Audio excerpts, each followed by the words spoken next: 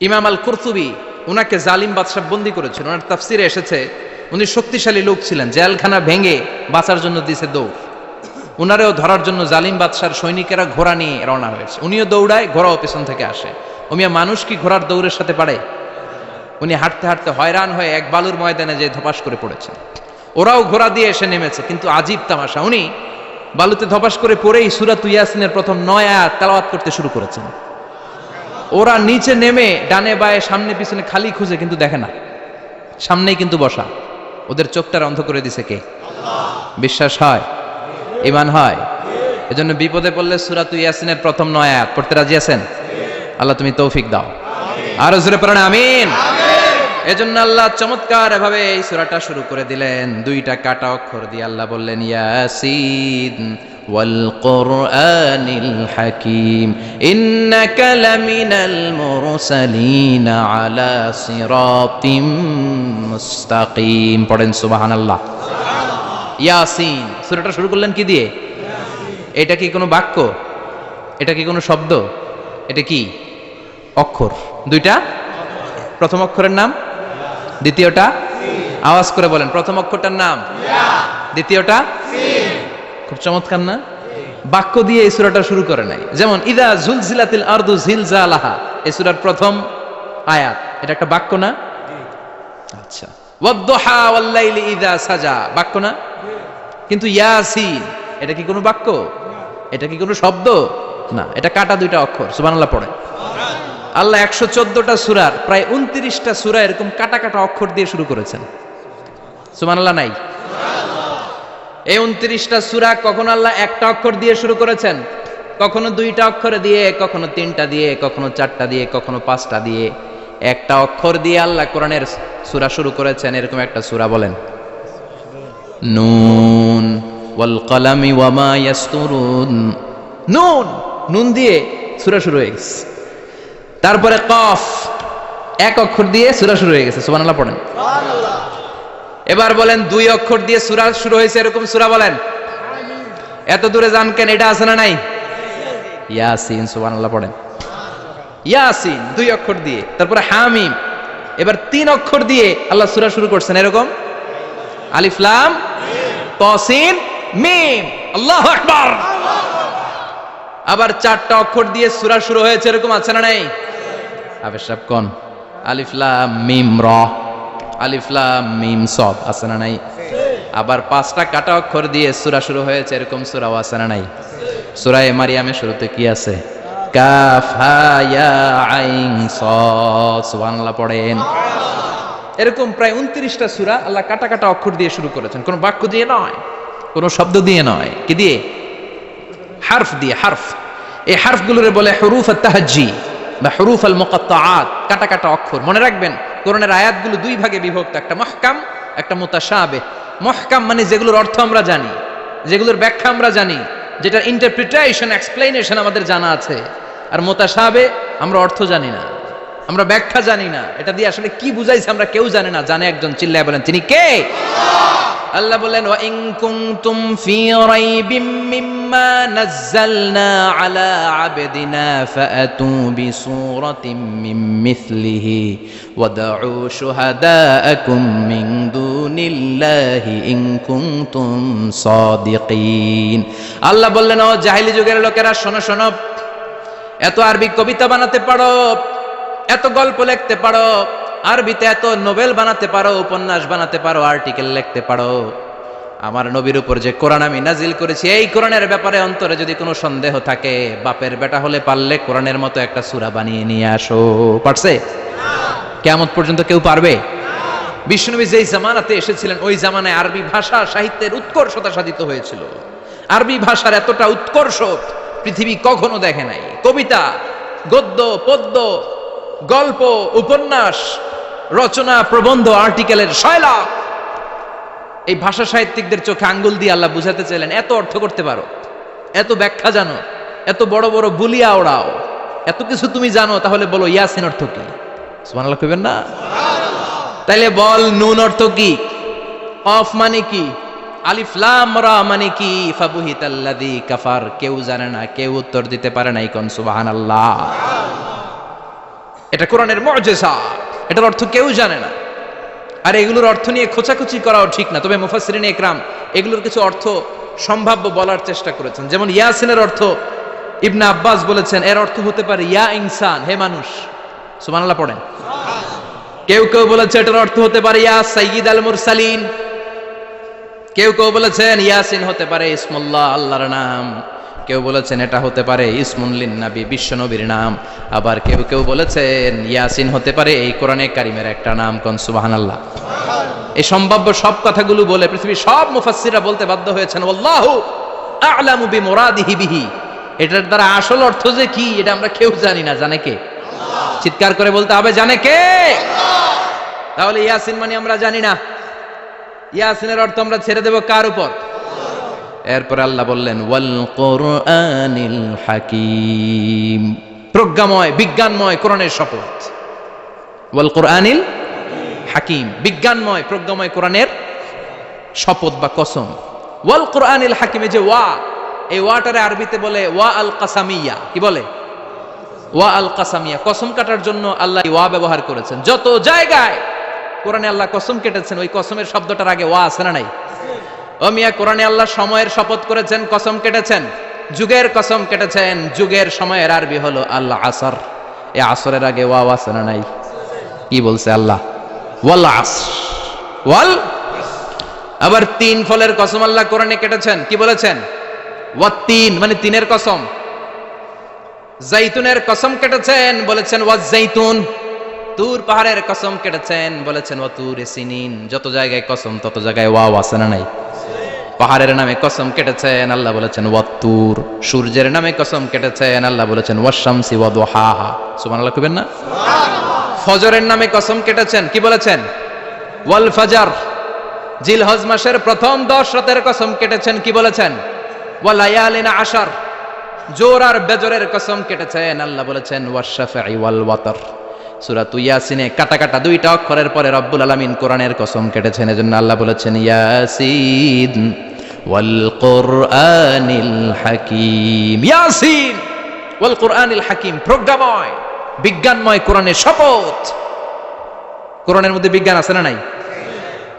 বেশি না কম? বিশ্বাস হয় না নাস্তিকদের কথা বিশ্বাস হয়? নাস্তিকরা বলে কোরআনের মধ্যে বিজ্ঞান নাই, কোরআনের মধ্যে সায়েন্স নাই, কোরআনের ভেতরে টেকনোলজি নাই। কিন্তু কোরআন বলে এমন কিছু নাই, মানুষের প্রয়োজনীয় এমন কিছু নাই যেটা আমার ভিতরে নাই। আল্লাহু আকবার। আল্লাহ বললেন মা ফররাতনা ফিল কিতাবি মিন শাই, কিতাবের মধ্যে আমি কিছু বাদ রেখে দেই নাই। ইতিহাসের কথা বলেছি, পাতালপুরীর কথা বলেছি, ঊর্ধ্ব জগতের কথা বলেছি, মহাকাশের কথা বলেছি, cosmology, astrology, geology, zoology, botany, human anatomy, embryology, সব কিছুর কথা কোরআনের মধ্যে দিয়েছে কে? কোরআনের ভেতরে মানুষের কথা আছে না নাই? কোরআনের মধ্যে গাভীর কথা আছে না নাই? গাভীর কথাও আছে। কই আছে? হ্যাঁ, সূরাতুল গাভীর সূরা। সুবহানাল্লাহ কইবেন না? মানুষের কথা আছে সূরাতুল ইনসান, জিনদের কথা আছে সূরাতুল জিন, মাকড়সার কথা আছে সূরাতুল আনকাবুত, মৌমাছির কথা আছে সূরাতুন নাহাল। মৌমাছির কথা বলেছেন, দুধের কথা বলেছেন, প্রাণীর কথা বলেছেন, খাদ্যের কথা বলেছেন, মানুষের দেহ বৈশিষ্ট্যের কথাও বলেছেন। চিৎকার করে পড়েন আল্লাহু আকবার। আল্লাহ বললেন ওয়া আওহা রাব্বুকা ইলান নাহলি আনিত্তাখিযি মিনাল জিবালি বুয়ুতাও ওয়া মিনাশ শাজারি ওয়া মিম্মা ইয়ারিশুন। সুবহানাল্লাহ পড়েন। ওয়া আওহা রাব্বুকা ইলান নাহল, আল্লাহ মৌমাছির কাছে সিক্রেট মেসেজ পাঠিয়েছেন। সুবহানাল্লাহ পড়েন। ওহীকে আরবিতে বলে সিক্রেট মেসেজ। ওয়াল কোরআনিল হাকিম, বিজ্ঞানময় কোরআনের শপথ, প্রজ্ঞাময় কোরআনের শপথ। বিশ্বনবী বলেন লা তুহসা আজাইবুহু, কোরআনের আশ্চর্যান্বিতার কোনো শেষ নাই। ওয়ালা তাবলা গারাইবুহু, কোরআন কোনোদিন কারো কাছে পুরাতন মনে হয় না। ফিহি মাসাবিহুল হুদা, কোরআনের মধ্যে আছে হেদায়েতের মশাল। ওয়া মানারুল হিকমা, কোরআন হলো বিজ্ঞানের সুউচ্চ মিনার। লা তুহসা আজাইবুহু, কোরআনের আশ্চর্যান্বিতার শেষ নাই। যতই পড়বেন আপনি আশ্চর্য হয়ে যাবেন, যতই স্টাডি করবেন, যতই অধ্যয়ন করবেন, আপনার চোখকে খুলে দিবে কে? ওয়ালা তাবলা গারাইবুহু, কোরআন কখনো পুরাতন হয় না। পুরান হয় নাকি? যার বয়স 50 বছর ধরে নামাজি মানুষ, প্রতি নামাজের প্রত্যেক রাকাতে কোন সূরা পড়া লাগে? তো 50 বছর যদি কেউ নামাজি হয় তাহলে কত লক্ষবার উনি সূরা ফাতিহা পড়ছে উনি নিজে জানে? তারপরেও কোনোদিন কি মনে হয়েছে সূরা ফাতিহাটা একটু পুরান পুরান লাগে? আজকে কুল হল্লা দিয়ে শুরু করুন, কথা বলেন। পুরান লাগছে কোনোদিন? এত পড়ছি এটা, আজকে আর এটা না, আজকে আর একটা, এরকম মনে হয়? ওলা চাপলা গরাইবহু, পুরান লাগে না। প্রতিদিন নতুন, প্রতিনিয়তই নতুন, অলওয়েজ নিউ, সব সময় নতুন। এজন্য বিশ্বনবী বললেন লা তুহসা আজাইবুহু, কোরআনের আশ্চর্যান্বিতার শেষ নাই। ওয়ালা তাবলা গরাইবুহু, কোরআন কখনো পুরাতন হয় না। ফিহি মাসাবিহুল হুদা, কোরআনের মধ্যে আছে হেদায়েতের মশাল। ওয়া মানারুল হিকমা, কোরআন হলো বিজ্ঞানের সুউচ্চ মিনার। সুবহানাল্লাহ। আল্লাহ বললেন ওয়া আওহা রাব্বুকা ইলান নাহাল, আমি মৌমাছির কাছে মেসেজ দিলাম, সিক্রেট মেসেজ। আনিত্তাখিদি মিনাল জিবালি বুয়ুতা, তোমরা পাহাড়ের মধ্যে তোমাদের বাড়ি বানাও, মৌচাক বানাও। ওমিনা সাজার, গাছের মগ ডালে, বড় বড় ডালে তোমরা বাসা বানাও। ওয়ামিম্মা ইয়ারিশুন, উঁচু উঁচু জায়গায় মৌচাক বানাও, যাতে করে গ্রামের ছোট্ট ছেলেরা ঢিল মারতে না পারে। কোন সুবহানাল্লাহ। মৌমাছির আল্লাহ শিখাই দিছে। নিচু জায়গায় কোনোদিন মৌমাছির বাসা দেখবেন? নিচু জায়গায় সহজে নাগাল পাওয়া যায়, ধরা যায়। কথা কোন? ডাল বে মগ ডালে ওঠা লাগে মধু খাইতে চাইলে। চিল্লায় বলেন ঠিক কিনা? আল্লাহ সিক্রেট মেসেজ দিলেন আর বললেন আনিত্তাখিদি। আলেম যারা আছেন বলেন তো, ইত্তাখিদি এটা কি মুজাক্কারের সিগা না মুয়ান্নাসের সিগা? মুয়ান্নাস, মাশাআল্লাহ। এটা স্ত্রীবাচক শব্দ। আল্লাহ মৌমাছিকে যে মেসেজ করছে পুরুষ মৌমাছিরে কয় নাই, এটা নারী মৌমাছিরে কইছে। চিল্লায় এখন সুবহানাল্লাহ। এখন গবেষণা করে দেখা গিয়েছে কার্ল ভন ফ্রিচ, একজন অস্ট্রিয়ান বিজ্ঞানী, উনি এটা নিয়ে গবেষণা করে 73 সালে 1973 তে নোবেল পেয়ে গেছে।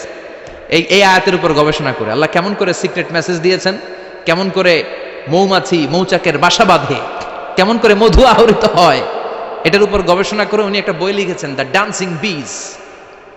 নেচে যাওয়া মৌমাছিগুলো, নাচতে নাচতে যেতে থাকা মৌমাছিগুলোর উপর একটা বই লিখে, দ্য ডান্সিং বিজ লিখে উনি নোবেল প্রাইজ পেয়েছেন এই মধুর উপরে। চিল্লায় পড়েন আল্লাহু আকবার। এখন কোরআনের আয়াত থেকে বোঝা গেল আনিত্তাখিদি মিনাল জিবালি বুয়ুতা, আল্লাহ নারী মৌমাছিকে বলেছেন মৌচাক বানাও, তোমাদের মধু রাখার জন্য বাসা বানাও। কার্ল ভন ফ্রিচ গবেষণা করে পেয়েছে মৌচাকের বাসা বানানো হয়, মধু আহরণ করা হয়, যেই মৌমাছিটা নেতৃত্ব দেয় এটা পুরুষ মৌমাছি নয়, এটা হলো মহিলা মৌমাছি। কোন সুবহানাল্লাহ। পুরো মৌচাকের মধ্যে মধু আহরণ, মধু নেওয়া, পুরো প্রসিডিউরটা সারার জন্য কোনো পুরুষ মৌমাছি লিডিং দেয় না, লিডিং দেয় একটা নারী মৌমাছি, স্ত্রী মৌমাছি। এজন্য ইত্তাখিদ, ম্যাসকুলিন জেন্ডার ইউজ না করে আল্লাহ বলেছেন ইত্তাখিদি। নারী মৌমাছিকে আল্লাহ অ্যাড্রেস করে বলেছেন যাও মৌচাক বানাও আর এটার মধ্যে মধু আহরণ করো। চিল্লায় পড়েন আল্লাহু আকবার। আল্লাহ বললেন ইত্তাখিদি মিনাল জিবালি বুয়ুতা, পাহাড়ের মধ্যে ঘর বানাও। মিনাস সাজার, গাছের বড় ডালের মধ্যে ঘর বানাও। ওয়া মিম্মা ইয়ারিশুন, উঁচু উঁচু জায়গায় ঘর বানাও। উনি গবেষণা পেয়েছেন এই মধুর মধ্যে অসাধারণ কিছু ন্যাচারাল অ্যান্টিসেপটিক আছে। কি আছে? Natural antiseptic. এটার নাম হচ্ছে প্রপিলিস। প্রপিলিস নামে একটা লিকুইড পাওয়া যায় মৌচাকের মধ্যে। এটা কাটা জায়গায় লাগা দিলে স্যাভলন, ডেটল কিছু লাগানো লাগবে না। ওই প্রপিলিসের কারণে আপনার কাটা জায়গা এমনি শুকায় যাবে। সুবহানাল্লাহ পড়েন। দ্বিতীয় বিশ্বযুদ্ধে রাশিয়ান যত সৈনিকরা যুদ্ধে আহত হতো, ওরা আলাদা করে অ্যান্টিসেপটিক খাইতো না, ওরা মধু আইনা লাগাই দিত আর সুস্থ হয়ে যেত। সুবহানাল্লাহ পড়েন। নিউজিল্যান্ডের কিছু বিজ্ঞানীরা আবিষ্কার করেছে মৌমাছির হুলের ভিতরে রেমিটিক ফিভারের অ্যান্টিবায়োটিক আছে। অনেকের বাত জ্বর হয়, বাতের ব্যথা থাকে না? থাকে, মুরব্বীদের বেশি হয়। ওই জায়গার মধ্যে যদি আপনি মৌমাছি এনে ঢুকাই দিতে পারেন, মৌমাছির হুল লাগাই দিতে পারেন, ভালো হয়ে যাবে। মৌমাছি যখন হুল ফুটায় আরাম লাগে না অনেক? খাইছেন? কামড় খাইছেন? হ্যাঁ, মজা লাগে। তো নিউজিল্যান্ডের এই গবেষকরা এরা আবিষ্কার করেছে যে মৌমাছি যদি হুল ফুটিয়ে দেয়, ওইখানে বাতের ব্যথা থাকলে, বেদনা থাকলে এটা ভালো হয়ে যাবে। আমি নিজে দেখেছি, বিবিসি একটা ডকুমেন্টারি। ইজিপশিয়ান একজন ফিজিশিয়ান, চিকিৎসক, উনি ওনার বাতের ব্যথায় আক্রান্ত যত রুগীরা আছে ওদের গায়ের মধ্যে মৌমাছি এনে এনে নিজে নিজে হুল ফুটায়। রুগী চিৎকার মারে, ও মাগো, ও আল্লাহ গো, কিন্তু একদিন পরে ব্যথা নাই, আর কয় ভালো হয়ে গেছে। সুবহানাল্লাহ কইবেন না? তো এজন্য এই কার্ল ভন ফ্রিচ 1973-তে দ্য ডান্সিং বিজ লেখে গোটা বিশ্বকে তাক লাগিয়ে দিয়েছে। তার গবেষণার প্রতিটি পয়েন্ট কোরআনের আয়াতের সাথে মিলে যায়। চিৎকার করে পড়েন আল্লাহু আকবার। এই যে আমরা মধু খাই, এই মৌচাকের ভেতরে অন এন অ্যাভারেজ অ্যারাউন্ড 60,000 মৌমাছি থাকে। 3 ভাগে, একটা হচ্ছে কুইন বি, একটা মেল বি, আর একটা হচ্ছে ওয়ার্কার বি। একটা থাকে রানী মৌমাছি, এর নেতৃত্বে সবাই চলে। আর একটা থাকে মেল বি, পুরুষ মৌমাছি, বংশ বাড়ানোর জন্য এদের কাজে লাগে। আর সব হচ্ছে ওয়ার্কার বি, সবাই কাজ করে। আল্লাহ বললেন সুম্মা কুলি মিন কুল্লি সামারাত ফাসলুকি সুবুলা রাব্বিকি যুলুলা। আল্লাহ সিক্রেট মেসেজ দিয়ে বললেন গাছের উপরে বাসাবাদ, পাহাড়ের উপরে মৌচাকের বাসাবাদ, উঁচু উঁচু জায়গায় তোমরা তোমাদের বাসা বাঁধো। সুম্মা কুলি মিন কুল্লি সামারাত, এরপর এলাকার যত মিষ্টি মিষ্টি ফুল আছে, ফল আছে, ওখান থেকে রস নিয়ে আসো। সুবহানাল্লাহ। পুষ্প রস সংগ্রহ করে মধুগুলো, এটার বলে sweet nectar. They collect the sweet nectar from the flowers. এবং মধুর মধ্যে এত চমৎকার জিনিস থাকার কারণ হচ্ছে মৌমাছিগুলো ওই এলাকার সব ধরনের ফুল, ভালো ভালো সুগন্ধযুক্ত ফুল ফল থেকে রস নিয়ে আসে। তো এই গাছগুলোর মধ্যে বনাজি গাছ আছে না নাই? ঔষধি গাছ আছে না নাই? এজন্য মধুরে বলা হয় সব রোগের ঔষধ। যত বনাজি ঔষধি গাছের নির্যাস আর পুষ্প রস আছে, সব আল্লাহ মধুর ভিতরে ঢুকায়া মধুকে আল্লাহ ন্যাচারাল ভ্যাকসিন বানিয়ে দিয়েছেন। চিল্লায়ে পড়েন আল্লাহু আকবার। আল্লাহ বললেন সুম্মা কুলি মিন কুল্লি সামারাত, সব ফল আর ফুল থেকে এই নেকটার পুষ্পরস নিয়ে আসো। ফাসলুকি সুবুলা রাব্বিকি যুলুলা, যেমন যেমন গিয়েছিলা পথ চিনায় আবার ফিরে আসো। ইয়াখরুজু মিন বুতুনিহা শারাব, এরপর তাদের পেট থেকে বের হয় শারাব। মুখতালিফুন আলওয়ানু, এক একটা মধুর কালার হয়ে যায় এক এক রকম। কোন সুবহানাল্লাহ। সরষে ফুলের মধু একটু সাদা সাদা হয় না? আমি হচ্ছি মধু খাওয়ার পোক। আমি দেশে বিদেশে যেখানে গিয়েছি ফ্রেশ হানি আমি অনেক খুঁজেছি। ইয়ামানি একটা মধু পাওয়া যায়, ইয়ামানের সাওয়াহিলি এলাকায়, পাহাড়ি এলাকায়, একেবারে কুচকুচে কালো। আবার অনেক মধু আছে কিছুটা খয়েরি এবং হলুদ বর্ণের। কিন্তু সরষে ফুলের যে মধুটা, এটা অনেকটা সাদা। এই পুষ্পরস নিয়ে মৌমাছিগুলো মৌচাকের মধ্যে ঢেলে দেয় না, এগুলো খেয়ে ফেলে। প্রত্যেকটা মৌমাছির পেটের ভেতরে আল্লাহ 2টা করে স্টোমাক দিয়েছে, পাকস্থলী। সুবহানাল্লাহ পড়ে। এটাই কার্ল ভন ফ্রিচ দ্য ডান্সিং বিজ বইয়ের মধ্যে লিখেছে গবেষণায়, যে 2টা পাকস্থলী। একটা পাকস্থলী দিয়ে মৌমাছি খায়, নিজে খেয়ে বাঁচে। আরেকটা পাকস্থলী দিয়ে এই ফ্লাওয়ার নেক্টার, পুষ্পরস সংগ্রহ করে ওই পাকস্থলীতে রাখে। ওই পাকস্থলীর ভেতরে আল্লাহ একটা ন্যাচারাল এনজাইম দিয়েছে। ওই এনজাইমের সাথে ওই পুষ্পরসটা মিক্সড হয়।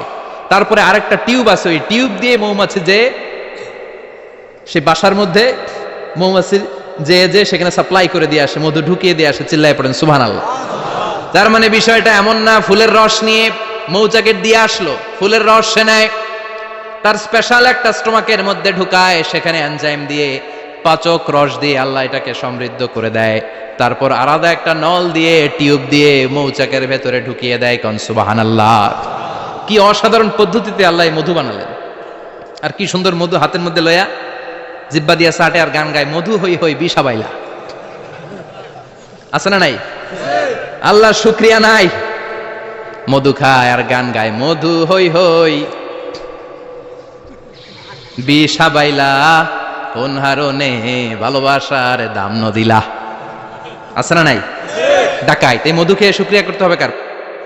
চিৎকার করে বলেন শুকরিয়া করতে হবে কার? আল্লাহ বললেন ইয়াখরুজু মিন বুতুনিহা, এটা মধু সরাসরি চলে আসে না, ওর পেট থেকে বের হয়। মুখতালিফুন আলওয়ানুহু, বিভিন্ন রঙের মধু আছে না নাই? ব্ল্যাক কালারের মধু হয়, হোয়াইট হানি হয়, অর্গানিক হানি হয়, ক্রিমড হানি হয়। কত ধরনের মধু যে আল্লাহ পৃথিবীতে রেখেছে তার ইয়ত্তা নাই। এরপর আল্লাহ বললেন ফিহি শিফাউন লিন্নাস, মধুর ভিতরে শিফা দিয়েছে কে? এজন্য বিশ্বনবীর খাদ্য তালিকার মধ্যে মধু আছে না নাই? বিশ্বনবী সুগন্ধযুক্তওয়ালা মধু খেতেন, দুর্গন্ধযুক্তওয়ালা কোনো মধু মুখে নিতেন না। সুবহানাল্লাহ। বিশ্বনবীর জামানায় মাগাফির নামে একটা মধু ছিল, দুর্গন্ধযুক্ত। এটা কখনো বিশ্বনবী মুখে নিতে চাইতেন না। সুগন্ধযুক্ত মধু সবসময় বিশ্বনবী খেতেন। বিশ্বনবীর স্ত্রীরা এই সুগন্ধিযুক্ত মধু বোতলের মধ্যে প্রিজার্ভ করে রাখতেন বিশ্বনবীকে দেওয়ার জন্য। বিশ্বনবী প্রাণ ভরে এগুলো পান করতেন। সুবহানাল্লাহ। বিশ্বনবী যে সমস্ত খাদ্যগুলো পছন্দ করতেন হাদিসে এসেছে, বিশ্বনবী রুটি খেতেন, খেজুর খেতেন। খেজুর, খেজুর চিনেন? বালাহ, তামার, দুধ খেতেন, এই মধু খেতেন, জব খেতেন, বার্লি খেতেন, লাউ খেতেন, রুম্মান, ডালিম ফল, আনার ফল, আনার চিনেন? আনার, এই আনার খেতে পছন্দ করতেন বিশ্বনবী। মাশরুম খেতেন, মাশরুম, মাশরুম চিনেন? ব্যাঙ্গের ছাতার মতো। রেস্টুরেন্টে ইদানিং মাশরুমের স্যুপ পাওয়া যায়, এটা খাবেন। যাদের চোখের জ্যোতিতে সমস্যা, দৃষ্টিতে সমস্যা, খাবেন। হাদিসে এসেছে আল কামআতু মিনাল মান ওয়া মাউহা শিফাউন লিল আইন। মাশরুম হলো মান্না সালোয়ার মতো খাবার, মাশরুমের স্যুপ যারা খাবে, চোখের জ্যোতি যাদের কম, তাদের চোখের জ্যোতি বাড়িয়ে দিবে কে? বুখারীর বর্ণনা, কানা রাসূলুল্লাহ ইউহিব্বুল হালাওয়া ওয়াল আসাল, বিশ্বনবী মিষ্টান্ন খেতে বড্ড পছন্দ করতেন, আবার বিশ্বনবী বেশি বেশি মধু খেতে পছন্দ করতেন। সুবহানাল্লাহ। কোরআনে দুইটা জিনিসের ক্ষেত্রে আল্লাহ শিফা যোগ করেছেন, যে দুইটা জিনিসের সাথে সম্পৃক্ত হলে শিফা। এক হচ্ছে কোরআন পড়লে শিফা, অনুনাজ্জিলু মিনাল কোরআনি মা হুয়া। আবার কোরআনে এই আয়াতের ক্ষেত্রে বলা হয়েছে শিফা ফিহি শিফাউন লিন্নাস। এজন্য সাইয়েদনা ইবনে মাসউদ এই উম্মাহকে উদ্দেশ্য করে বলেছেন, আলাইকুম বিশিফাইন, তোমাদের উচিত দুইটা জিনিস থেকে শিফা নেয়া। এক হলো কোরআন, দুই হলো আসাল মানে মধু। কোন সুবহানাল্লাহ। কোরআন তেলাওয়াত করলে অসুস্থরে সুস্থ করে দেয় কে? সূরা ফাতিহা তেলাওয়াত করলে অসুস্থকে সুস্থ বানিয়ে দেয় কে? আবার মধু খেলে সুস্থ বানিয়ে দেয় কে? মধু খেয়ে প্রশংসা করবেন কার? নাকি মধু হই হই বিষাবাইলা বলবেন এগুলো কখনো? খাঁটি মধু খেতে হবে। খাঁটি মধু চিনার উপায় হচ্ছে এটাতে পিঁপড়া জমে না, এটা ফ্রিজে রাখলে জমাট বাঁধে না, এটাতে দুর্গন্ধ হয় না। এক গ্লাস পানির মধ্যে এক ড্রপ মধু ছেলে দিলে এটা পানির সাথে না মিশে একেবারে নিচে চলে যায়। খাঁটি মধু খেতে হবে। তাহলে ফিহি শিফাউন লিন্নাস। কত কিছু দিয়ে যে আল্লাহ এটাকে সমৃদ্ধ করেছেন। এটার মধ্যে গ্লুকোজ আছে, এটার মধ্যে সুক্রোজ আছে, ফ্রুকটোজ আছে, প্রোটিন আছে, মিনারেলস আছে, ক্যালসিয়াম আছে, ভিটামিন আছে। খাইলেই শরীর গরম হয়ে যায়। সুবহানাল্লাহ। এজন্য শীতকালে বেশি বেশি খাবেন, জাম্পাল লাগবে না। শীতকালে মধু খেয়ে রাত্রে বেলায় বের হবেন, আর মাফলার পেঁচিয়ে বের হওয়া লাগবে না। সুবহানাল্লাহ পড়েন। তার মানে আল্লাহ বললেন ইয়াসিন ওয়াল কোরআনিল হাকিম, প্রজ্ঞাময় বিজ্ঞানময় কোরআনের কসম। এরপরে আল্লাহ বললেন গোলাম ওয়া ইন্নালাকুম ফিল আনআমি লাইবরা, প্রাণীকুলের দিকে নজর করে তাকাও, প্রাণীকুলের মধ্যে আমি তোমাদের জন্য নিদর্শন রেখেছি। নুসকিকুম মিম্মা ফি বুতুনিহি, এই প্রাণীকুলের পেট থেকে একটা চমৎকার জিনিস আমি বের করে দেই, এটার নাম হচ্ছে দুধ। এটা কি? দেখেন, একই আয়াতের মধ্যে আল্লাহ মধুর কথাও বললেন, আবার দুধের কথাও বললেন। দুধটা কিভাবে হয়, উৎপন্ন হয়, মধু কেমনে হয়, ইঞ্চি ইঞ্চি কথা এই কোরআনের ভেতরে তুলে ধরলেন কে? আল্লাহ বললেন মিমবাইনি ফারসিম ওয়া দামিল লাবানা, গোবর আর রক্তের মাঝখান দিয়ে আমি দুধ বের করি। সুবহানাল্লাহ পড়েন। আমরা যাই এই গাভীর ওলান টানা শুরু করি সকালবেলা বিসমিল্লাহ বলে, কিন্তু কেমনে যে এটা আসে ওইদিকে নজর নাই। ডাকাত বিসমিল্লাহ বলে শুরু করে না, দুধ খাই আলহামদুলিল্লাহ পড়ে না, আছে না নাই? আল্লাহ বলেন মেকানিজমটা শোনো কেমনে আমি খাওয়াই। আল্লাহ বললেন মিমবাইনি ফারসিম ওয়া দামিল লাবানা, গোবর আর রক্তের মাঝখান দিয়ে আমি দুধ বের করে দেই। সুবহানাল্লাহ। গরু যে ঘাস খায়, এই ঘাস থেকে রক্ত হয় আর গরুর গোবর হয়। পেটের একদিকে থাকে গোবর, আরেক দিকে থাকে রক্ত। রক্ত দুর্গন্ধ, গোবরও দুর্গন্ধ। রক্ত নাপাক, গোবরও নাপাক, এই দুই নাপাক আর দুর্গন্ধের মাঝখান দিয়ে সুগন্ধযুক্ত দুধ বের করে দেয় কে? আল্লাহ বললেন মিমবাইনি ফারসিম ওয়া দামিল লাবানা, গরু যে খাবারগুলো খায় ওই খাবারের এক পাশ দিয়ে গোবর হয়ে যায় আর এক পাশ দিয়ে রক্ত হয়ে যায়, মাঝখান দিয়ে দুধ বের করে দেয় কে? What a amazing mechanism of discharging milk from animal's body. What a amazing mechanism. একদিক দিয়ে গোবর দুর্গন্ধ, আরেক দিক দিয়ে ঘাস খাওয়ার কারণে রক্ত হয়, মাঝখান দিয়ে দুধ বের হয়ে যায়। সুবহানাল্লাহ। আবার বাছুর ছাড়া দুধ পাওয়া যায় না। গাভী আছে কার কার? হাত তোলেন তো। বাছুর ছাড়া দুধ পাওয়া যায়? শুধু গাভী, বাছুর নাই, দুধ আসবে? আবার এই যে বিশাল বড় ওলান, 20 কেজি দুধ দেয় প্রতিদিন, এই ওলান কাটলে দুধ পাওয়া যায়? এক ফোঁটা দুধও ওলানটা কেটে টুকরা টুকরা করলে আপনি পাবেন না। এটা আলাদা মেকানিজম। এটা ভিতর থেকে একটা নির্যাস, বাছুর নিয়ে দুইটা ঢু মারবেন, ওই নির্যাস দিয়ে দুধ বেরোতে থাকবে, গোবর আর রক্তের মাঝখান দিয়ে চিৎকার করে পড়েন আল্লাহু আকবার। এজন্য বিশ্বনবী বলতেন বেশি বেশি দুধ খাও। দুধ হলো সুষম খাদ্য। পৃথিবীতে আবিষ্কৃত যত খাবার আছে, দুধের চাইতে ভালো খাবার আছে নাকি? কথা কন। মানুষ পানি খেয়ে 3-4 দিন বাঁচে জানেন, আর পানির মধ্যে লবণ দিলে 7-8 দিন বাঁচতে পারবেন। আর দুধ পাইলে আজীবন বাঁচবেন। দুধ খেয়ে যদি হজম করতে পারেন, দুধ খেয়ে হজম করতে পারলে আজীবন বেঁচে যাবেন। সুষম খাদ্য। বিশ্বনবী যে রাতে মেরাজে যাবেন, সিদরাতুল মুনতাহা পার হওয়ার পরে বিশ্বনবীর পরীক্ষা শুরু হলো। বিশ্বনবীকে বুখারীর বর্ণনা 3টা গ্লাস দেয়া হলো। কাদাহ ফিহি লাবান, এক গ্লাসের মধ্যে দুধ ছিল, ওয়া কাদাহ ফিহি আসাল, আরেক গ্লাসের মধ্যে ছিল মধু, আরেক গ্লাসের মধ্যে ছিল মদ। কাদাহুন ফিহি খামার। বিশ্বনবীকে 3টা গ্লাস দিয়ে বলা হলো নবী চুজ করেন কোনটা নেবেন। এক গ্লাসে মধু, আরেক গ্লাসে দুধ, আরেক গ্লাসের মধ্যে বিশ্বনবীকে দেয়া হলো মদ। বিশ্বনবী বললেন যে এই গ্লাসের ভেতরে দুধ আছে, আমি ওই পেয়ালাটা নিলাম। সাইয়েদনা জিবরাইল বললেন ইয়া রাসূলুল্লাহ আখাস্তাল ফিতরা, আপনি যেমন নিছেন তেমন। সুবহানাল্লাহ কইবেন না? বিশ্বনবী দুধ খেতে পছন্দ করতেন, আর বিশ্বনবী বলতেন আলাইকুম বি আলবানিল বাকার, বেশি বেশি গরুর দুধ খাবা, ফা ইন্নাহা তুরাম্মু মিনাল আশজার, কেননা এটা সবুজ লতা পাতা ঘাস পাতার নির্যাস। গরু কি খায়? ঘাস খায় না? এই ঘাসের নির্যাস হচ্ছে দুধ। বিশ্বনবী বলতেন বেশি বেশি দুধ খাবা। ফিহি শিফা, এর মধ্যে শিফা আছে। ফি লাবানিহা শিফা ও লুহমিহা দা, গরুর দুধে আছে শিফা, গরুর গোশতের মধ্যে আছে রোগ। সুবহানাল্লাহ। কত বড় ফিলোসোফার বিশ্বনবী! বিশ্বনবী বলে গিয়েছেন গরুর দুধ বেশি খাও, কিন্তু গোশ বেশি খাইও না। আর আমরা গরুর গোশ পাইলে কোপায় ফেলাই। সাদা ভাত আর ঝাল গরুর মাংস যদি হয়, ওই যে অনেকের জিহ্বায় পানি চলে আসছে। সুবহানাল্লাহ কইবেন না? বিশ্বনবী বলতেন দুধ খাও, গোশ খাইও কম। গরুর গোশত কম খাবা, গরুর দুধ বেশি খাবা। সুস্থ রাখবে কে? আল্লাহ। আবার বিশ্বনবী মায়েদেরকে বলেছেন, ও মায়েরা, সন্তান হওয়ার পরে 2 বছর দুধ খাওয়াবা। আল্লাহু আকবার। والوالدات يرضعن أولادهن حولين كاملين لمن أراد أن يتم الرضاعة। সন্তান যারা পেয়েছো মায়েরা, বোনেরা, 2 বছর দুধ খাওয়া সন্তানকে সুস্থ রাখবে কে? বাচ্চা ডেলিভারির পরপরই আল্লাহ তাআলা মায়ের বুকে একটা দুধ দেয়, এটাকে বলে শাল দুধ। এটা হচ্ছে বাচ্চার জীবনের প্রথম প্রাকৃতিক টিকা। সুবহানাল্লাহ কয় না? এটা বেবির জীবনে ন্যাচারাল প্রাকৃতিক টিকা, প্রতিষেধক আল্লাহ দিয়ে দিয়েছে। আপনার বাচ্চাকে টিকা দিন, স্লোগান আছে না? 5টা 7টা টিকা দেওয়া লাগে। প্রথম টিকাটা আল্লাহ নিজেই ফ্রি দিয়ে দিছে। এটা শাল দুধের ভেতরে পাওয়া যায়। এজন্য বাচ্চাকে শাল দুধ খাওয়াতে হবে। তার ব্রেনের গ্রোথ হবে, সে শক্তিশালী হবে, সে দেশপ্রেমিক হবে, সে আল্লাহওয়ালা হবে। চিল্লা এখন ঠিক কিনা? যে মায়েরা বাচ্চারে দুধ খাওয়ায়, ওই বাচ্চারা মায়েরে ভালোবাসে বেশি। আর যেই মা গুলো বাচ্চারে দুধ না খাওয়ায় আর ডানু খাওয়ায়, আর কি কি আছে, হরলিক্স আর সিরালেক, কমপ্লেট, যারা এগুলো খাওয়াবে, ডানু খাওয়াবে, যারা ল্যাকটোজেন খাওয়ায়, যারা বুকের দুধ খাওয়াতে চায় না কোনো কারণ ছাড়া, 2 বছর বাচ্চারে দুধ দিতে চায় না, এই বাচ্চাগুলো বড় হলে ওই মারে বৃদ্ধাশ্রমে দিয়ে আসবে। কথা কন, কথা কন।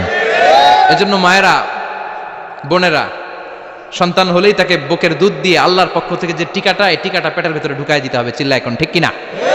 এটা হচ্ছে ন্যাচারাল টিকা। এজন্য আল্লাহ বললেন ইয়াসিন ওয়াল কোরআনিল হাকিম। ইয়াসিন, বিজ্ঞানময় কোরআনের শপথ। কোরআনের মধ্যে বিজ্ঞান আছে না নাই? অভাব নাই। কয়টা শুনবেন? আল্লাহ কসমোলজির কথা বলেছে, অ্যাস্ট্রোলজি কথা। কসমোলজি হচ্ছে সৃষ্টি তত্ত্ব। কসমোলজি কি? সবাই বলেন কসমোলজি কি? আল্লাহ বললেন আওয়ালাম ইয়ারাল্লাযীনা কাফারু আন্নাস সামাওয়াতি ওয়াল আরদা কানাতা রাতকান ফাফাতাকনাহুমা। কাফেররা কি দেখে না মহাবিশ্বের সব কিছু একসাথে মিলে ঝিলে ছিল, বিশাল এক বিস্ফোরণের মাধ্যমে আমি মহাবিশ্ব তৈরি করেছি। সুবহানাল্লাহ। আদিতে, শুরুতে কিন্তু সব আকাশ, বাতাস, জমিন, চন্দ্র, সূর্য, নক্ষত্র, গ্রহ, নিহারিকা পুঞ্জ, গ্যালাক্সি, ব্ল্যাক হোল, সবকিছু মিলেমিশে একসাথে ছিল। এটার ঘনত্ব ছিল খুব বেশি। মহাবিশ্বের সবকিছু ছিল একটা বিন্দু। এটাকে বিজ্ঞানীরা নাম দিয়েছে দ্য সিঙ্গুলারিটি, মহা একত্ব। এরপর একটা প্রচন্ড বিস্ফোরণের মধ্য দিয়ে মহাবিশ্ব সৃষ্টি হয়েছে। এটার ওরা নাম দিয়েছে বিগ ব্যাং থিওরি। কি নাম? স্টিফেন হকিং সবচেয়ে বড় পদার্থবিজ্ঞানী ছিল।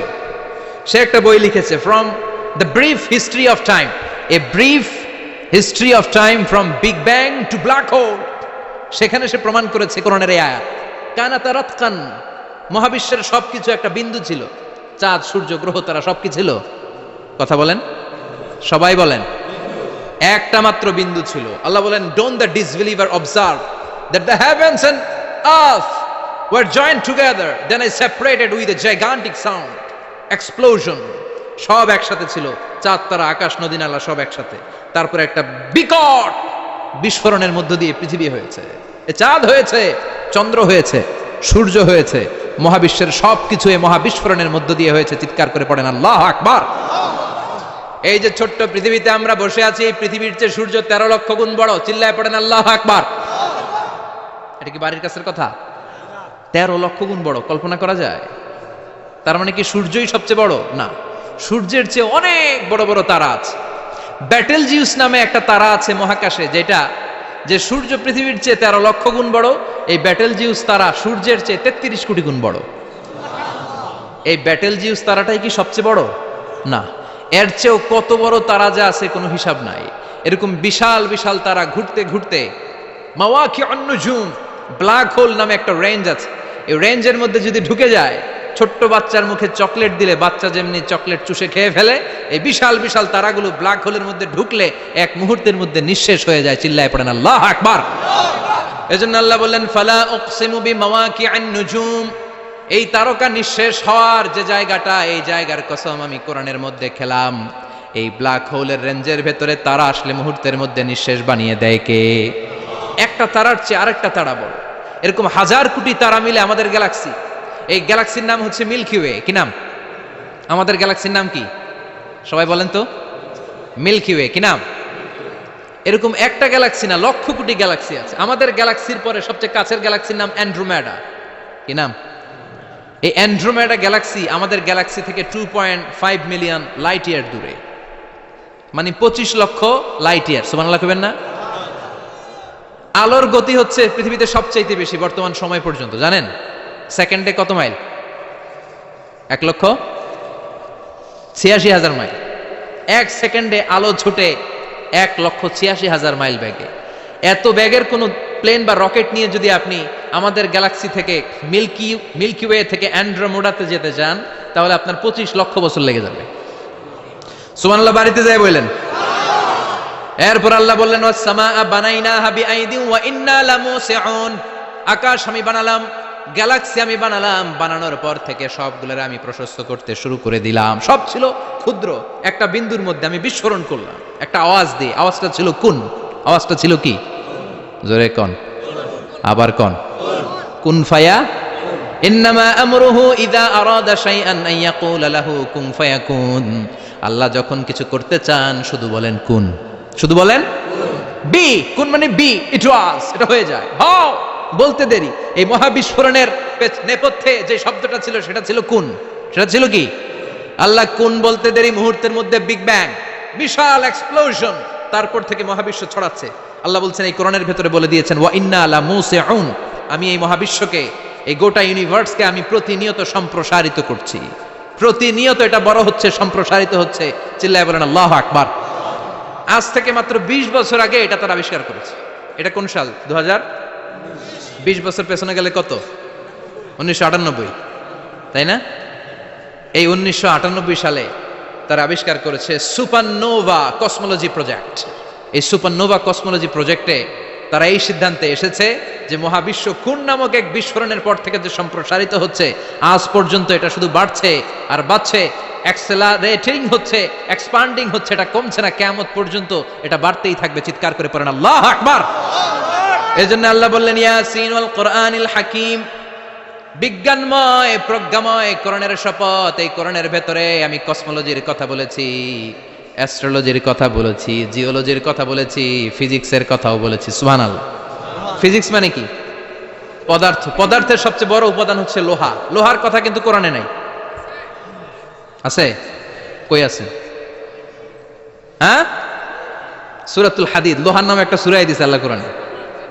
সুবহানাল্লাহ পড়বেন না? সূরার নাম সূরাতুল হাদিদ। সূরার নাম কি? চিল্লায় বলেন সূরার নাম সূরাতুল হাদিদ। হাদিদ মানে লোহা। আল্লাহ বললেন ওয়া আনজালনাল হাদিদা ফীহি বা'সুন শাদীদ।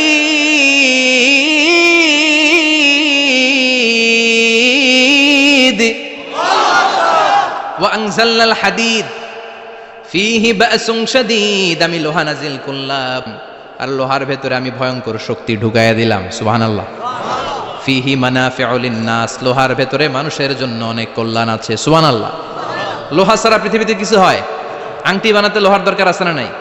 ঘড়ি বানাতে, গাড়ি বানাতে, বাড়ি বানাতে, মোবাইল বানাতে, হেলিকপ্টার, প্লেন, রকেট, মাইকের স্ট্যান্ড।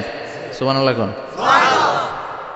এমন কোন জিনিস নাই যেটার মধ্যে লোহা লাগে না। এজন্য আল্লাহ বললেন এই লোহার নামে আমি একটা সূরা ডেডিকেট করলাম, ওয়া আনজালনাল হাদিদ ফীহি বা'সুন শাদীদ। আমি লোহাকে নাজিল করেছি। আল্লাহ বলেছেন, খেয়াল করে শব্দটা শুনেন, ওয়া আনজালনাল হাদিদ, আমি লোহাকে উপর থেকে নাজিল করেছি। কি করেছি? কথা বলেন। তার মানে লোহা পৃথিবীতে ছিল না, নাজিল করছে কে? লোহা পৃথিবীতে ছিল? পৃথিবীতে ছিল।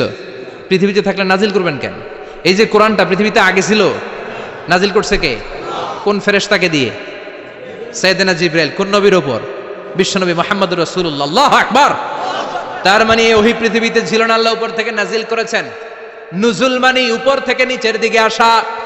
এই নুজুল শব্দ ব্যবহার করে আল্লাহ বললেন ওয়া আনজালনাল হাদিদ, লোহাকে আমি নাজিল করেছি। তার মানে লোহা পৃথিবীর উপাদান নয়, লোহা এসেছে উপর থেকে। কোন সুবহানাল্লাহ।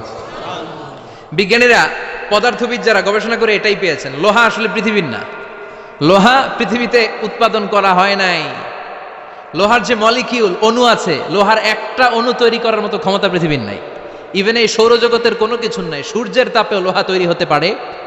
লোহার ছোট্ট একটা অণু তৈরি করতে কমপক্ষে 1 কোটি ডিগ্রি সেলসিয়াস তাপের প্রয়োজন হয়। তার মানে এটা পৃথিবীর কোনো উপাদান নয়, এটা আনজালনাল হাদিদ। আল্লাহ বলেন মহাবিস্ফোরণের কারণে গলিত অন্য কোনো তারার ভেতর থেকে লোহার উপাদান আমি পৃথিবীর ভিতরে এনে ঢুকিয়ে দিয়েছি। তার মানে পদার্থের কথা কোরআনে আছে না নাই? সুবহানাল্লাহ কইবেন না? এরপরে বায়োলজির কথা আছে না নাই? বায়োলজিক্যাল অ্যাসপেক্ট অফ মাউন্টেন্স, কেমন করে পাহাড়ি রেঞ্জ তৈরি হলো, আছে না নাই? ওয়াজআলনাল জিবালা আওতাদা, পাহাড়কে আমি পেরেক মেরে দিয়েছি। ওমিয়া কাঠের ভেতরে যখন পেরেক মারেন, পেরেকের বেশিরভাগ অংশ কাঠের ভেতরে ঢুকে যায়, উপরে দেখা যায় সামান্য, ঠিক কিনা? তো লোহা যদি আল্লাহ পেরেক মারেন, উপরে যা দেখা যায় এটা সামান্য, আসল পাহাড় তো মাটির নিচে। সুবহানাল্লাহ কইবেন না? আসল পাহাড় কোথায়? পেরেক যদি কাঠের মধ্যে ঢুকিয়ে দেন, পুরো পেরেকটা কাঠে ঢুকে যায় না, উপরে দেখা যায় কদ্দুর? সামান্য। পাহাড়ের যা আপনি দেখেন এটা তো পেরেকের মাথা, পুরো পাহাড়টা আল্লাহ জমিনের ভেতরে গেড়ে দিয়েছেন। চিল্লায় পড়েন আল্লাহু আকবার। আবার আল্লাহ বললেন অমিনাল জিবালি জুদাদুম বিদু ওয়া হুমরুম মুখতালিফুন আলওয়ানু, আসনা নাই? ওয়া গারাবিব সুদ, আল্লাহ বলেন নানা রঙের পাহাড় পর্বত মহাবিশ্বে আমি তৈরি করেছি। কোন পাহাড় হচ্ছে রক্তিম বর্ণের, কোন পাহাড়কে বানিয়েছি আমি কৃষ্ণ বর্ণের, কোন পাহাড়কে বানিয়েছি আমি শুভ্র বর্ণের, কোন পাহাড়ের রং কালো, কোনটা সাদা, কোনটা নীল, আছে না নাই? মহাবিশ্ব যখন তৈরি হয়েছে, পৃথিবীর মধ্যে 7টা টেকটনিক প্লেট তৈরি হয়েছে। 7 tectonic plates create the mountain range on earth. পৃথিবীতে এই পাহাড় তৈরির কারণ হচ্ছে 7টা প্লেট, এগুলোরে 7 টেকটনিক প্লেট বলে। এই প্লেটগুলোর কারণে পৃথিবীতে এই রং বেরঙের পাহাড় তৈরি হয়েছে। কত রঙের যে পাহাড় আছে, আরব বিশ্বে পাথরের পাহাড়, বাংলাদেশে মাটির পাহাড়, ব্রুনাই, সিঙ্গাপুর, ইন্দোনেশিয়াতে যদি যান আরেক ধরনের পাহাড়। চায়নার একটা শহর আছে গানজু সিটি, কি নাম? এই গানজু সিটিতে একটা পাহাড় আছে রেইনবো মাউন্টেন, ওখানে 7 রঙের পাহাড় পাওয়া যায় এক জায়গায়। সুবহানাল্লাহ কইবেন না? রেইনবো মানে কি? রংধনু। রংধনুর কয় রং? কথা কন। ছোটবেলা আমরা মুখস্থ রাখতাম বেনিয়া সহকলা, বেতে বেগুনি, নিতে নীল, আতে আসমানি, শতে সাদা, হতে হলুদ, কতে কালো, লাতে লাল। সুবহানাল্লাহ নাই? মনে রাখার কি অসাধারণ পদ্ধতি। তো এই রেইনবো মাউন্টেন, রংধনুর 7 রঙের পাহাড় এক জায়গায় পাওয়া যায়। এখানে সাদা পাহাড়, এখানে সবুজ পাহাড়, এখানে নীল পাহাড়, ওখানে লাল পাহাড়, এখানে কালো পাহাড়। এই চায়নার গানজু সিটিতে আল্লাহ তাআলা 7 রঙের পাহাড় এক জায়গায় রেখেছেন। চিৎকার করে বলেন আল্লাহু আকবার। তার মানে বায়োলজির কথাও কোরআনের ভেতরে আছে না নাই? এরপর আল্লাহ বললেন কেমন করে আকাশ থেকে আমি পানি নাজিল করে, এটাও কোরআনে আছে না নাই? আমরা ছোটবেলা পড়েছি ওয়াটার সাইকেল, হাইড্রোলজিক্যাল সাইকেল, কেমন করে সূর্যের তীব্র তাপ সাগর থেকে পানিকে জলীয় বাষ্প করে উপসে নেয়, উপরে নিয়ে সেটাকে পুঞ্জীভূত করে দেয়, ঘনীভূত করে দেয়, মেঘ হয়ে যায়, সেখান থেকে ঝিরিঝিরি ঝিরিঝিরি বৃষ্টি পড়ে, আছে না নাই? আর ওই বৃষ্টির গান আমরা গাই, এই বৃষ্টি ভেজা রাতে তুমি চলে যেও না। ওই বৃষ্টি পেয়ে আল্লাহর কাছে দোয়া করে না। বিশ্বনবী বলেন রহমতের বৃষ্টির নিচে দাঁড়িয়ে কেউ যদি হাত তুলে দোয়া করে, ওই দোয়া কবুল করে কে? আবার আকাশের মধ্যে মেঘের ঘনঘটা দেখলে বিশ্বনবী পেরেশান হয়ে যেতেন, হয়রান হয়ে যেতেন, আর আল্লাহর কাছে বলতেন আল্লাহ এই মেঘ দিয়ে তুমি আমাদেরকে আযাব দিও না, তুমি আমাদেরকে গজব দিও না, তুমি আমাদেরকে শেষ করে দিও না, এই মেঘ থেকে তুমি আমাদেরকে রহমতের বৃষ্টি দাও। পড়ে না আমিন। বৃষ্টি দেখলে বিষ্ণু বলতেন আল্লাহুম্মা সাইয়িবান নাফিআ ইয়া গাউসু আগিসনা গাউসান মুগীসান মারিআন মারিআন নাফিআন গায়রা দার আজিলান গায়রা আজিল। হে আল্লাহ এই বৃষ্টি থেকে তুমি ঠান্ডা রহমতের পানি দাও। কি দাও? আল্লাহ মেঘ দে, পানি দে, ছায়া দে রে তুই, আল্লাহ মেঘ দে। পড়েন পড়েন, আল্লাহ মেঘ দে, পানি দে, ছায়া দে রে তুই, আল্লাহ মেঘ দে। এই ওয়াটার সাইকেলের কথা আল্লাহ বলেছেন। আলাম তারা আন্নাল্লাহ ইউসজি সাহাবান। কাফের নাস্তিক যেগুলো সমাজের আবর্জনা খড়কুটা, ওরা কি দেখে না কেমন করে আমি বাতাসকে জলীয় বাষ্প করে আকাশে তুলি, বায়ুমণ্ডলে নিয়ে যাই। সুম্মা ইউআল্লিফু বাইনাহু, জলীয় বাষ্পগুলারে তখন আমি ঘনীভূত করি। সুম্মা ইয়াজআলুহু রুকামান, এরপরে আমি মেঘে পরিণত করি। ফাতারাল ওয়াদকা ইয়াখরুজু মিন খিলালিহি, তারপর মেঘের ভেতর থেকে ঝিরিঝিরি ঝিরিঝিরি বৃষ্টি নাজিল করে কে? আবার আল্লাহ বললেন, পানি থেকে আমি পৃথিবীর সব প্রাণগুলারে বানালাম। ওয়াজআলনা মিনাল মাই কুল্লা শাইইন হাই আফালা ইয়াকিলুন, পানির ভেতর থেকে সব প্রাণের উৎপত্তি পৃথিবীর মধ্যে ঘটিয়ে দিয়েছে কে? বিজ্ঞানীরা স্বীকার করেছে পৃথিবীতে যত প্রাণ পাওয়া যায়, যত প্রাণের ব্লুপ্রিন্ট পাওয়া যায়, সব এসেছে পানি থেকে। চিৎকার করে বলেন, কোত্থেকে? পানি নাই তো প্রাণ নাই, পানিও আছে প্রাণও আছে। কোন সুবহানাল্লাহ। বিজ্ঞানীদের ধারণা, তারা ধারণা করে বলেছে পৃথিবীর প্রথম প্রাণীর নাম হচ্ছে অ্যামিবা। কি নাম? ওরা বলেছে এটা এককোষী জীব। It's a very small unicellular organism found ever in the world. পৃথিবীতে পাওয়া প্রথম এককোষী প্রাণীর নাম হচ্ছে অ্যামিবা। এটা এসেছে শৈবালের মতো। এরপরে জুপ্লাংটন, ফাইটোপ্লাংটন, ব্যাকটেরিও প্লাংটন, একটার পর একটা স্পিসিজ প্রজাতি পৃথিবীতে ডেভেলপ করেছে। কোন সুবহানাল্লাহ। এই পানির কথা কোরআনের ভেতরে বলে দিল কে? এজন্য আল্লাহ বললেন ওয়াল কোরআনিল হাকিম, বিজ্ঞানময় কোরআনের শপথ। এই কোরআনটা বিজ্ঞানের ঠাসা। এই কোরআন আশ্চর্যের শেষ নাই। এই কোরআন কোনোদিন পুরাতন হয় না। এই কোরআনের ভেতরে আল্লাহ দিয়েছেন হেদায়েতের মশাল, আর কোরআনটাকে বানিয়েছেন বিজ্ঞানের সুউচ্চ মিনার। জোরে কোন সুবহানাল্লাহ। তার মানে কোরআনে আমরা কি পেলাম? দুধের কথা পেলাম, মধুর কথা পেলাম, কিভাবে ডায়েট করবেন সেটা আমরা পেলাম। আমরা কসমোলজি পেলাম, অ্যাস্ট্রোলজি পেলাম, বায়োলজি পেলাম, ফিজিক্স পেলাম, ওয়াটার সাইকেল পেলাম। এবার পাতালপুরীর কথার দরকার আছে না নাই? পৃথিবীর একেবারে গভীরতম গভীরে কি আছে এটা কিন্তু কোরআনে নাই। আছে। পৃথিবীর মাঝখানে যে উত্তপ্ত লাভা আর আগুন, এটা আপনারা জানেন? পৃথিবীর উপর দিয়ে আমরা ঠান্ডা পৃথিবীতে ঘুরে বেড়াই, কিন্তু এর ভিতরে কিন্তু আগুন, লাভা। আল্লাহ কোরআনের মধ্যে ফুটন্ত টকবগে সাগরের কসম খেয়েছেন। আল্লাহ বলেছেন ওয়াল বাহরিল মাসজুর,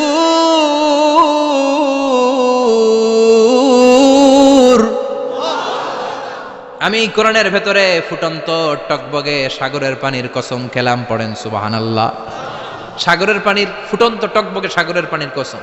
সাগরের পানি আবার ফুটন্ত হয় কি করে? পানি কি হয় ঠান্ডা? পানি কি? কথা বলেন। আল্লাহ পৃথিবীর ভেতরকার কথা চিন্তা করে বলেছেন ওয়াল বাহরিল মাসজুর। ইউনাইটেড স্টেটস অফ আমেরিকার নেভাল একাডেমির সায়েন্টিস্টরা এই আয়াতের উপর রিসার্চ করেছে যে সাগরের ভেতরে আবার এই ঠান্ডা পানির ভেতরে আবার উত্তপ্ত আগুনের লাভা আসলো কোত্থেকে।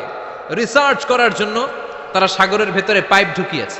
পাইপ ঢুকাতে ঢুকাতে অনেকগুলো লেয়ার তারা পার করেছে। রূপান্তর শিলার স্তর, পাললিক শিলার স্তর, আগ্নেয়গিরির শিলার স্তর, মার্বেল পাথরের অনেকগুলো শিলার স্তর পেরিয়ে যাওয়ার পরে তারা পাইপ ঢুকানোর পরে দেখতে পেয়েছে পাইপগুলো গলে যায়। পাইপগুলো কি হয়? তার মানে ভিতরে কি আছে? গত কয়েক মাস আগে জাপানে কিছু জিওলজিস্ট, ভূতত্ত্ববিদ, তারা গবেষণা করে পৃথিবীর এক মাথা থেকে আরেক মাথায় যেতে চাচ্ছে, মানে প্রতিপাদ স্থান। বাংলাদেশের এখান থেকে ছিদ্র করলে আপনি দক্ষিণ আমেরিকার চিলির সান্টিয়াগোতে যেয়ে উঠবেন। কথা বুঝতে পেরেছেন? তার মানে বাংলাদেশের প্রতিপাদ স্থান হচ্ছে দক্ষিণ সাউথ আমেরিকার চিলির সান্টিয়াগো। আবার ইন্ডিয়া থেকে ছিদ্র করতে করতে পৃথিবীর আরেক মাথা দিয়ে উঠবেন। সুবহানাল্লাহ বলে। এটা তারা শুরু করেছে কিন্তু এখনো সফল হয় নাই। ইউএস এর নেভাল একাডেমির সায়েন্টিস্টরা পাইপ ঢুকাতে ঢুকাতে দেখে একটা পর্যায় শেষে পাইপ আর ঢুকানো যায় না। পাইপগুলো পৃথিবীর ভেতরে যেতে যেতে গলে গলে পানি হয়ে যায়। সুবহানাল্লাহ কইবেন না? এই রিসার্চ প্রজেক্টের যিনি চিফ, উনি বললেন bring the water proof pipe from America. America থেকে ওয়াটার প্রুফ পাইপ নিয়ে আস। আমার এমন পাইপ লাগবে গবেষণা করার জন্য যে পাইপ আগুনে জ্বলে না। ওয়াটার প্রুফের মধ্যে আগুন লাগালে আগুন ধরবে? বুলেট প্রুফে বুলেট মারলে বুলেট ঢুকবে? মাননীয় প্রধানমন্ত্রী শেখ হাসিনা যে গাড়িতে করে চড়ে, এটা বুলেট প্রুফ কার? গুলি মারলে ঢুকবে? আবার গুলি মারতে যায় না। 14 গোষ্ঠী উদ্ধার করে ছাড়বে আপনার, খবরদার। তো আমেরিকা থেকে ফায়ার প্রুফের পাইপ নিয়ে আসা হলো। নেভাল একাডেমির চিফ সায়েন্টিস্ট পাইপ ঢুকাতে আরম্ভ করলেন। ঢুকাতে ঢুকাতে পৃথিবীতে কিন্তু অনেকগুলো স্তর আছে। এই যে বালু মাটি, সব কিন্তু বালু মাটি নয়। আপনি খুঁড়তে খুঁড়তে পেয়ে যাবেন পাললিক শিলা, এরপরে রূপান্তরিত শিলা, এরপরে মার্বেল পাথরের শিলা, এরপরে শুরু হবে গরম আগ্নেয়গিরির শিলা। ওই শিলার ভেতরে এমন আগুন আল্লাহ রেখেছে, ওই নেভাল একাডেমির সায়েন্টিস্টরা ফায়ার প্রুফের পাইপ ঢুকাতে ঢুকাতে একটা লেভেল যাওয়ার পরে দেখা যায় ফায়ার প্রুফের পাইপও গলে গলে মুহূর্তে পানি হয়ে যায়। তার মানে ভেতরে এমন আগুন আল্লাহ রেখেছে, ওই আগুনের তুলনায় পৃথিবীর আগুনের মতো নয়। ওই আগুনটাই জাহান্নামের আগুন। আবার বিজ্ঞানীরা গবেষণা করে ওই আগুনের মধ্যে মানুষের চিৎকার শুনেছে। এজন্য হাদিসে এসেছে আল্লাহর ওলিরা, মুমিন বান্দারা মারা গেলে তাদের রূহগুলো আকাশে চলে যায়, ইল্লিনে চলে যায়। আর কাফের মুশরিক আর নাস্তিক গুলো মারা গেলে তাদের আত্মাগুলো পৃথিবীর মাঝখানে সিজ্জিনে চলে যায়। ওই সিজ্জিনের ভেতরে আগুন আছে না নাই? চিল্লায় বলেন। তার মানে পাতালপুরীর কথাও আছে, সাগরের কথাও আছে, আকাশের কথাও আছে। কেমন করে দুনিয়াতে আমরা আসলাম সেটাও আছে। এমব্রয়োলজি, ভ্রূণ তত্ত্বের কথা কোরআনে আছে না নাই? পৃথিবীতে আল্লাহ কয়েক সিস্টেমে মানুষ বানালেন। সৈয়দনা আদমকে বানালেন, মাও নাই বাবাও নাই। সৈয়দনা আদম আলাইহিস সালামের বাবার নাম কি? মায়ের নাম কি? মাও নাই বাবাও নাই। আবার সৈয়দনা ঈসা আলাইহিস সালামকে আল্লাহ তৈরি করলেন, শুধু মা আছে বাবা নাই। আবার আমাদের সবাইকে আল্লাহ বানালেন, মাও আছে বাবাও আছে, ঠিক কিনা? এরপরে ছোট্ট এক ফোঁটা নাপাক থেকে আল্লাহ আমাদেরকে বানালেন। এই এক ফোঁটা বীর্যের মধ্যে যে প্রাণ আছে, এটা দুইজন বিজ্ঞানী আবিষ্কার করেছে। লিয়েন হুক মাইক্রোস্কোপ যন্ত্র দিয়ে তারা বীর্যের মধ্যে, স্পার্ম ড্রপের মধ্যে গবেষণা করে পেয়েছে যে ওখানে কি যেন নড়ে। ওই এক ফোঁটা ড্রপের মধ্যে কি যেন নড়ে।